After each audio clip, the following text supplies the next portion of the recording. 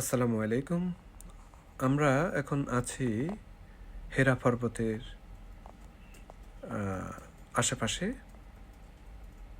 এই যে দেখতে পাচ্ছেন যে এটি হচ্ছে যে এক্সিবিশন সেন্টার, যেখানে প্রফেট সাল্লাল্লাহু আলাইহি সাল্লামের অনেক কিছু তুলে ধরা হয়েছে।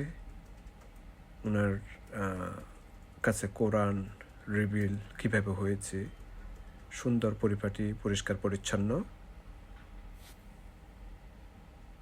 হেরা পর্বতের আশেপাশে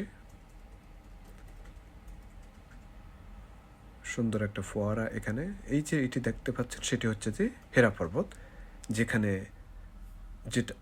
যেখানে রাসূল করিম সাল্লাল্লাহু আলাইহি সাল্লামের কাছে প্রথম কোরআনের আয়াতটি রিভিল হয়েছিল। এই হেরা পর্বতকে hill of illumination or mountain of light, জবলে নূর মাউন্টেন বলা হয়ে থাকে, যেটি কেভ অফ হিরা। রাসূল করিম সাল্লাল্লাহু আলাইহি ওয়াসাল্লামের কাছে রমজানের 10 ডেজের মধ্যে এই প্রথম কোরআনের সূরাটা নাজিল হয়েছিল। জিবরাইল আলাইহিস সালাম এসেছিলেন ওনার কাছে।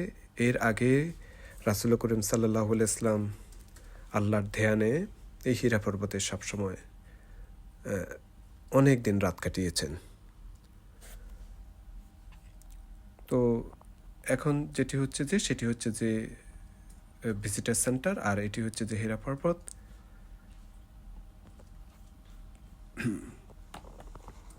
اقرأ باسم ربك الذي خلق خلق الإنسان من علق اقرأ وربك الأكرم الذي علم بالقلم علم الإنسان ما لم يعلم كلا إن الإنسان ليطغى এই যে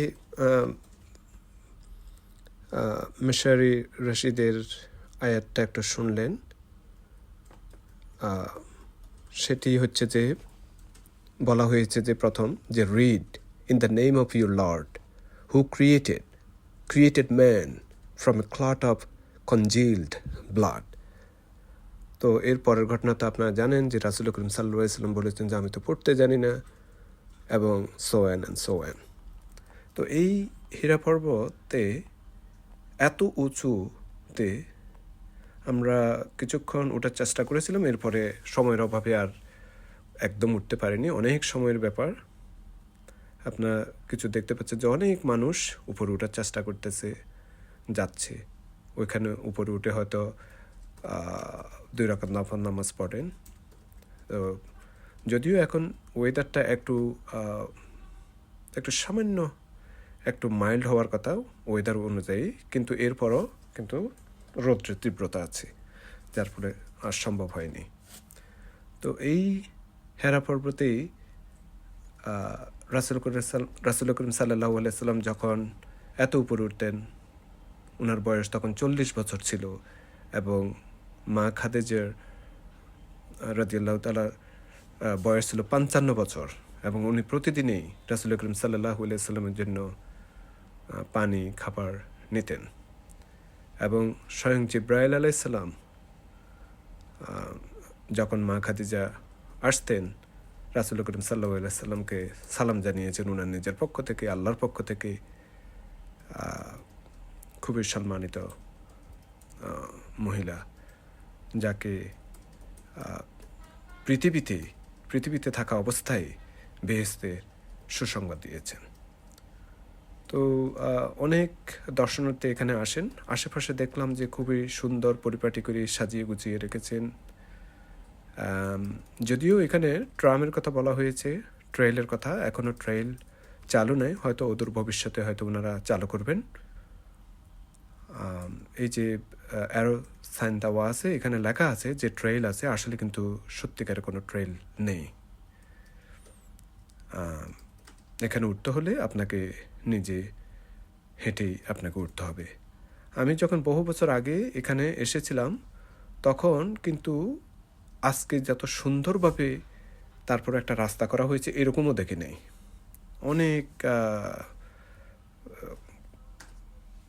এলোপাথারি রাস্তা ছিল, এখন তো অনেক সুন্দর করে সাজিয়ে গুছিয়ে রেখেছে এবং অদূর ভবিষ্যতে হয়তো সরকার আরও অনেক ব্যবস্থা নেবে যাতে মানুষদের কষ্টটা লাঘব হয়ে থাকে। তো এই যে দাঁড়িয়ে রয়েছি, এটি এই যে সেটি হেরা পর্বতের নিচে যে ট্রায়াঙ্গুলার শেপ যে মাউন্টেনটা দেখছেন সেটি হচ্ছে যে হেরা পর্বত। Thank you.